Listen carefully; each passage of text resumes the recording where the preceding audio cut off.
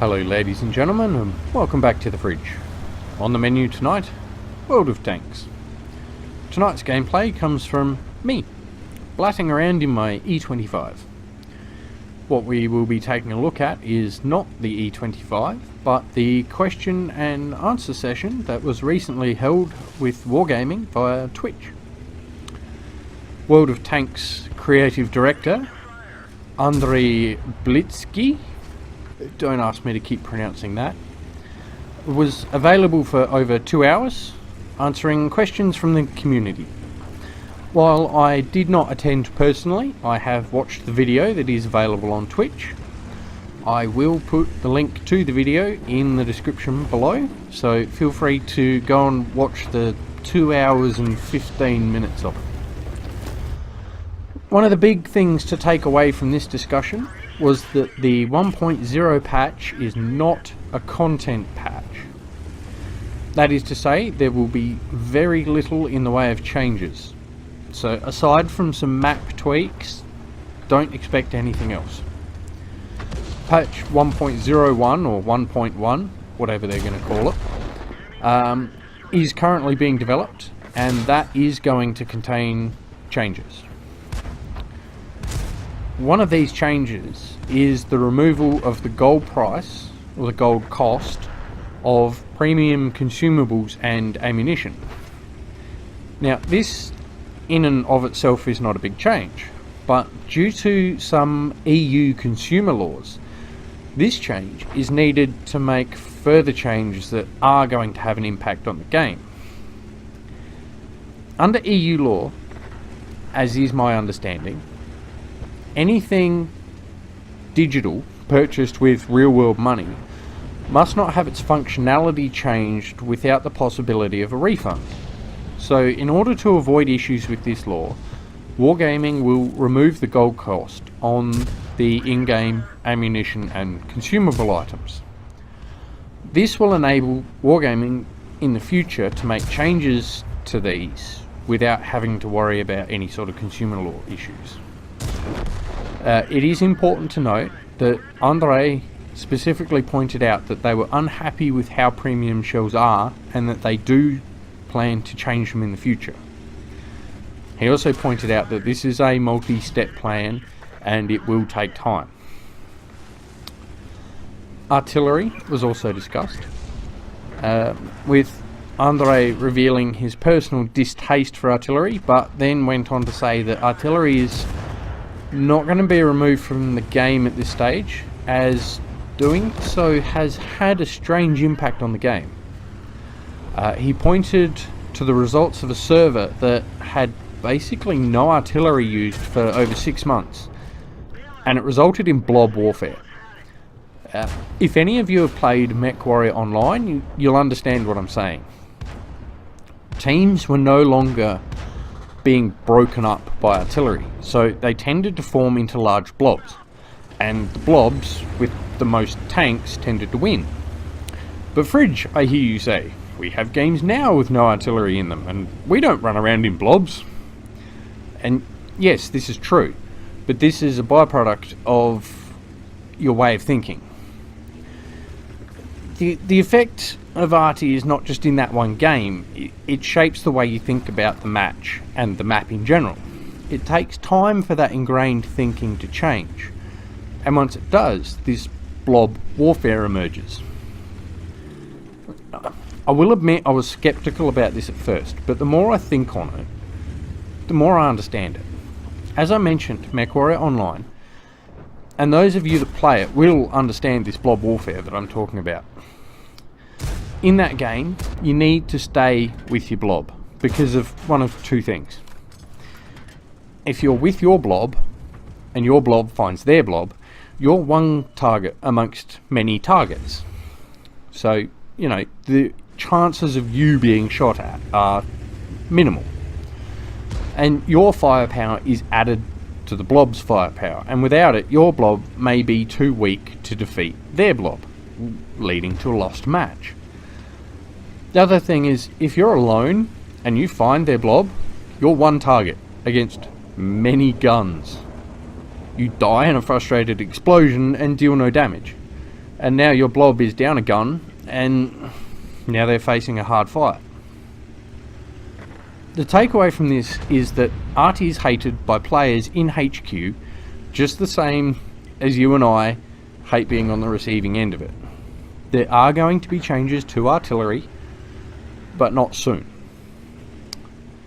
Suggestions were made that a crew skill or perk could be introduced to reduce the stun effect, or if a tank is repeatedly stunned, the stunning effect is reduced each time, or the stun is of a shorter duration, encouraging artillery to spread the love, so to speak. It was also stated that if artillery cannot be fixed, it may be removed.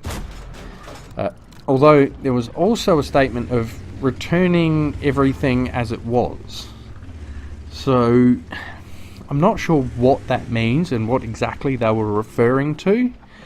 If that was referring to artillery, I just don't know. They've said they don't want artillery to be big damage dealers. So I don't know what to say. We're just going to have to sit and wait, see what turns out.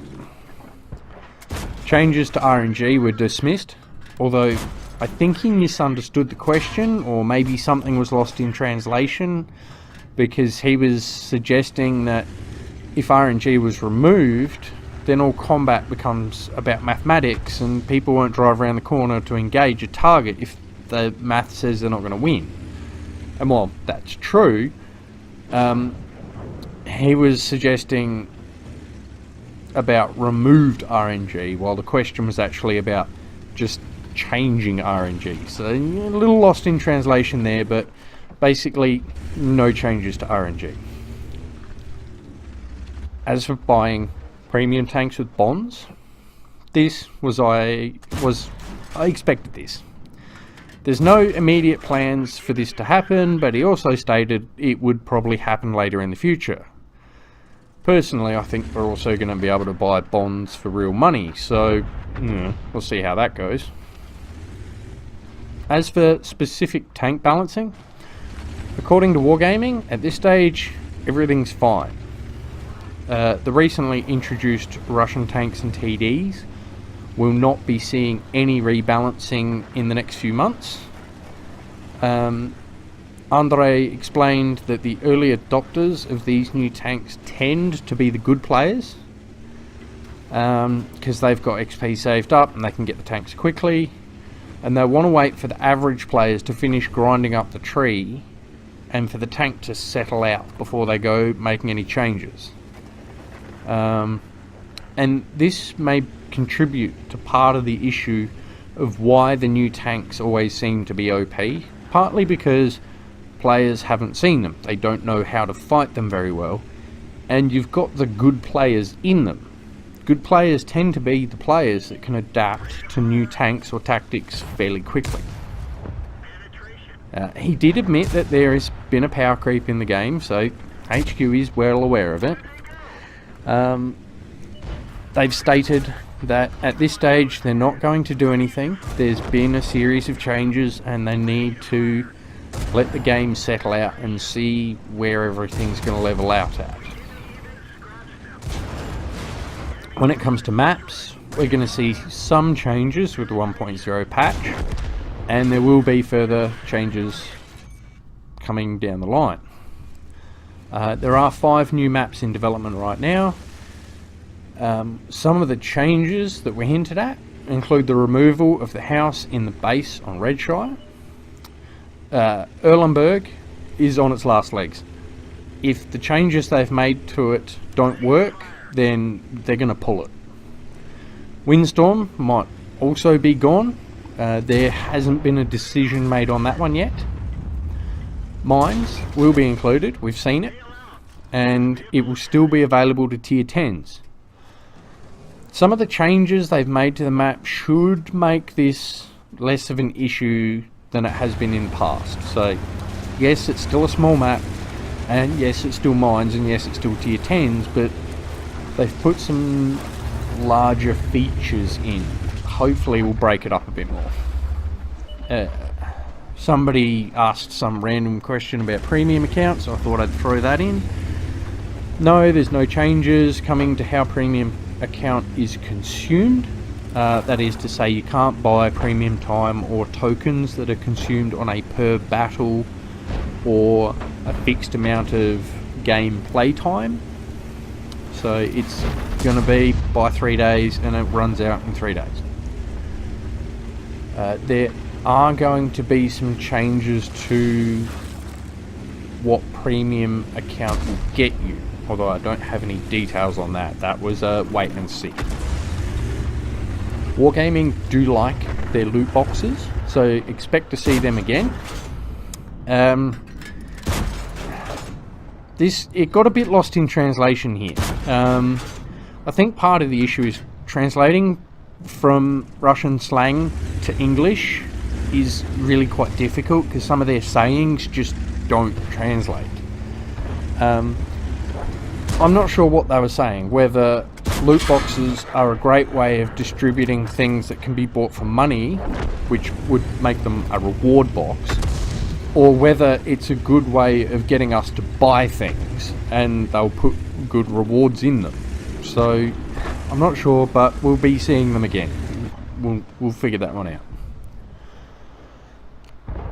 Wargaming admits they need to change the way that high explosive works, but they don't know how. They don't know how to tackle the problem. They don't know what changes they want to make. They just know that they need to change it, and if they get it wrong, it's going to be very game breaking. So we may be seeing sandbox server, we might be seeing test server more often, but that's one on the back burner. That's a long-term project for them. There is going to be a PvE mode. I did find this interesting because they previously stated, a few years ago now, that they're no bots, no PvE. Now, PvE. Wargaming is developing their own bots to assist with early development testing. And they've stated that if they can build a bot that mimics a 48% player, they will use that bot in PvE mode, and possibly as a training or education aid. They're looking at doing another UI update, so there's a lot of work going into this. They're looking at having interactive tooltips. So you hover over an aspect, you'll get a small tooltip come up, you press a button and it may start playing a little video at you. They alluded at some other more interactive measures, but nothing firm at this stage. There's the possibility of historical battles, but they're only going to be PvE, which I was a bit sad about until I remembered playing it years ago. They were fun, but they're very hard to get into due to a lack of players wanting to be in the bad tanks, the lower tanks. One of the games I remember quite well, it was Tiger 2, a couple of Panthers, some Stugs, Panzer 4s, up against a bunch of 75 and 76mm Shermans. I think they had a 105mm Sherman as well. Everyone queued up in the Tiger 2s and the Panthers, but no one wanted to be in the Shermans. So having this as PvE is understandable and should give us something else to play. When it comes to, how did he put it, ticking off a map, that is to say selecting a map that you don't want to play, is something we want, but it's not something that's going to happen. Matchmaker at the moment is too limited, and apparently there's a limited number of maps. I thought there was a fair number of maps, but apparently there's not enough maps for that to happen. If these limitations are removed, then it's something that might happen in the future. Tank hull customization, it's not going to happen anytime soon, if at all. The painting that we got was a substitute for alternate tank hulls that were going to be able to be unlocked by research. As it stands, the tank hull customization can't happen until some other changes are made first. There was also a mention that these changes, your tank customization, would be purely cosmetic. Extra track links, sandbags, logs, that sort of stuff, they would not provide additional armor. I think that's it. I think I've hit all the major points that were talked about. There was a lot of talking to sift through. I mean, it went for over 2 hours, and there's a lot in there, guys. So, hit that link, put it on in the background while you're playing, or have a listen, however. There's a bunch of little things in there that I haven't mentioned, so check it out. Thanks again for stopping by the fridge. Please head over to my Twitch and my Patreon and consider supporting the channel. It is your donations that fund my giveaways. Give a like if you'd like to see more of this discussion type content, and as always, please subscribe and share with your friends. I'll see you again soon.